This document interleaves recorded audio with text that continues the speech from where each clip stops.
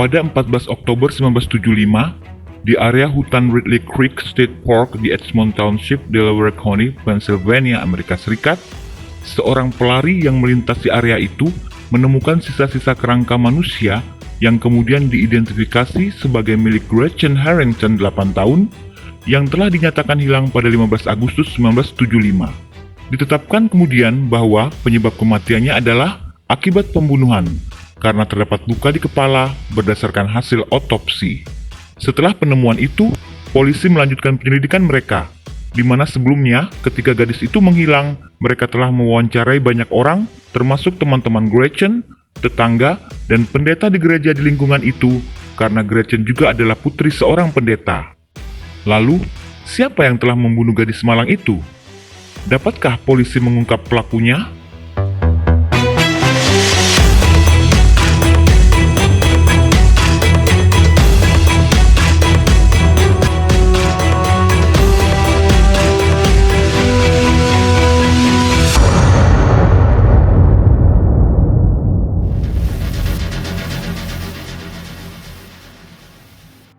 Pada pagi hari 15 Agustus 1975, Gretchen Harrington, gadis kecil berumur 8 tahun, meninggalkan rumahnya di 27 Lawrence Road, Broomall, Marple Township, 11 mil sebelah barat Pennsylvania, Amerika Serikat, untuk mengikuti sekolah Alkitab musim panas, yaitu sekolah atau pelajaran agama yang diadakan gereja selama musim panas untuk anak-anak yang sedang libur sekolah umum, yang bertempat di dua lokasi gereja, Presbyterian Reformasi dan Reformasi Kristen Kapel Tritunggal yang berjarak hanya setengah mil dari rumahnya. Ayah Gretchen sendiri, Harold Harrington, adalah seorang pendeta di gereja Presbyterian Reformasi di 144 Lawrence Road, juga berjarak beberapa blok dari rumahnya. Seperti biasa, anak-anak itu termasuk Gretchen akan memulai hari dengan latihan pembukaan yang dipimpin oleh pendeta David Zenstra, 35 tahun, seorang pendeta di gereja Reformasi Kristen Kapel Tritunggal di 140 Lawrence Road, lalu berakhir di gereja ayah Gretchen di Presbyterian Reformasi. Namun pada pukul 11 di hari itu, ayah Gretchen menjadi khawatir ketika anaknya tidak muncul yang seharusnya telah berada di gerejanya pada pukul 9.30. Kemudian ayah Gretchen mencari anak itu, dan ketika tidak berhasil, dia menghubungi gereja Trinity dan diterima oleh istri pendeta Zenstra, Margaret. Tak lama rekannya pendeta Zenstra atas permintaan ayah Gretchen pada pukul 11.23 melaporkan kehilangan Gretchen ke kepolisian Marple Township. Kabar Gretchen menghilang segera menyebar di sekolah dan lingkungan itu. Joanna Sullivan, 9 tahun, teman Gretchen mengatakan, setelah penculikan dan pembunuhan itu, ada rasa takut dan ketakutan di lingkungannya. Dia melihat sebuah helikopter terbang di atas lingkungan mereka dalam upaya pencarian Gretchen.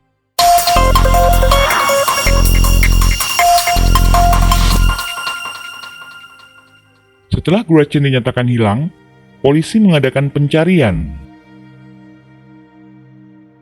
Lalu berbicara dengan beberapa orang untuk mengetahui apa yang sebenarnya terjadi pada Gretchen di hari dia menghilang, termasuk kepada pendeta David Zenstra pada 19 Agustus 1975. Yang mengatakan bahwa pada hari kejadian, dia memang telah menjemput beberapa anak lalu mengantarkan mereka ke gereja, tetapi dia tidak melihat Gretchen. Memang, ketika ada kegiatan sekolah Alkitab musim panas, orang yang bertanggung jawab untuk mengangkut anak-anak itu adalah pendeta Zenstra, dan dia biasa melakukannya dengan bus Volkswagen putih atau biru, atau dengan station wagon Rambler hijau miliknya. Pada 30 Oktober 1975, setelah penemuan, polisi kembali mewawancarai pendeta Zenstra, namun tetap pada keyakinannya bahwa dia tidak melihat Gretchen Harrington pada hari dia menghilang. Selama beberapa dekade, polisi macet, no clue. Tidak ada yang tahu siapa yang membunuh Gretchen Harrington yang sisa-sisa kerangkanya ditemukan pada 14 Oktober 1975 setelah menghilang pada 15 Agustus 1975, dan kasus itu menjadi dingin.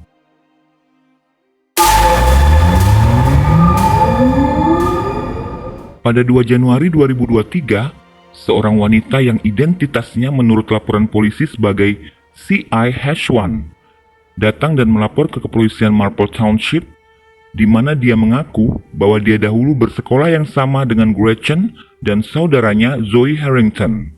Kemudian dia mengatakan bahwa dia juga berteman dengan anak perempuan pendeta David Zenstra dan sering bermain ke rumahnya dan menginap.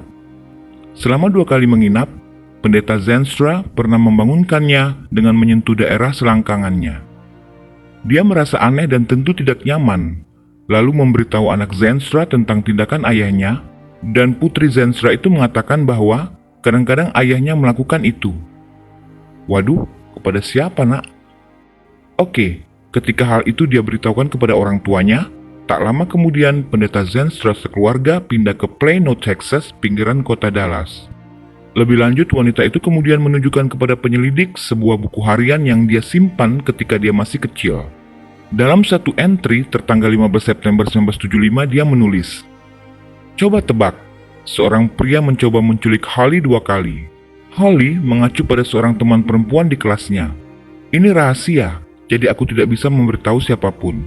Tapi kupikir dialah yang menculik Gretchen. Saya pikir itu Tuan Z." Tulisnya mengacu pada Zenstra.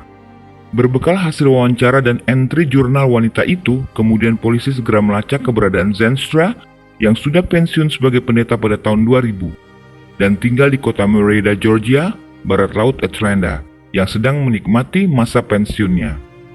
Pada Kamis 17 Juli 2023, Kopral Polisi Negara Bagian Pennsylvania Andrew J. Morton dan Trooper Eugene Trey berangkat ke Georgia, dan mantan pendeta itu berhasil dibawa ke markas polisi Cobb County di Marietta, Georgia untuk diwawancarai. Sebelumnya, berdasarkan laporan polisi tanggal 19 Agustus dan 30 Oktober 1975, Zenstra menyangkal telah melihat Gretchen pada hari dia menghilang. Namun kali ini, ketika polisi mengkonfrontasinya dengan kesaksian si wanita pelapor, Zenstra menyerah dan mengaku bahwa dia sebenarnya melihat Gretchen berjalan ke gereja pagi itu, dan dia menawarkan tumpangan kepadanya dengan station wagon Rambler hijau miliknya yang tentu saja disambut baik oleh Gretchen karena dia mengenal baik teman ayahnya itu. Tetapi Zenstra tidak membawanya ke gereja, melainkan ke daerah berhutan yang sepi di dekat daerah itu dan memarkirkan mobilnya. Gretchen meminta teman ayahnya itu agar mengantarkannya pulang, namun Zenstra malah menyuruh anak itu melepaskan pakaiannya yang segera ditolak Gretchen. Dengan perasaan dongkol, Zenstra melakukan ejakulasi di hadapannya. Setelah itu, dia lalu memukul dan meninju kepala Gretchen sampai mengeluarkan darah. Menyadari bahwa Gretchen tampaknya sudah tewas, dengan tongkat Zenstra lalu berusaha menutupi tubuhnya yang setengah telanjang dan kemudian meninggalkan lokasi itu. Zenstra sepertinya enggan mengatakan kepada polisi bahwa setelah dia yakin Gretchen tewas, dia melucuti pakaian gadis itu dan mungkin mencabulinya, karena dilaporkan saat kerangka Gretchen ditemukan, pakaian gadis itu tersusun rapi di samping jenazahnya, dan celana dalamnya digantung di cabang pohon melambai-lambai seperti bendera. Seperti pengakuannya toh, bahwa dia meninggalkan tubuh Gretchen yang setengah telanjang. Dan itu pun tidak benar, karena pakaian dan CD bocah itu posisinya sudah terlepas dari tubuhnya saat ditemukan. Dengan kata lain, Gretchen polos saat ditinggalkan mati. Menurut ayah Gretchen biasanya keluar rumah dengan didampingi 2 orang saudaranya. Namun, karena ibu Gretchen baru saja melahirkan, makanya Gretchen hari itu jalan seorang diri, sementara 2 saudaranya tinggal di rumah.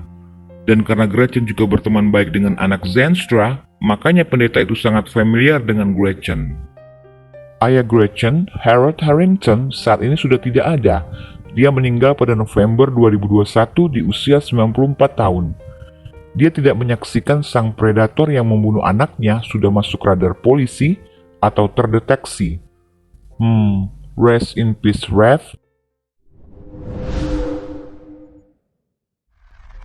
Pada hari Senin 21 Juli 2023, kantor kejaksaan wilayah di Delaware County, Pennsylvania, sebelah barat Philadelphia, kepada pers mengumumkan bahwa mereka telah mengajukan tuntutan terhadap David Zenstra, 83 tahun, atas pembunuhan Gretchen Harrington pada 15 Agustus 1975.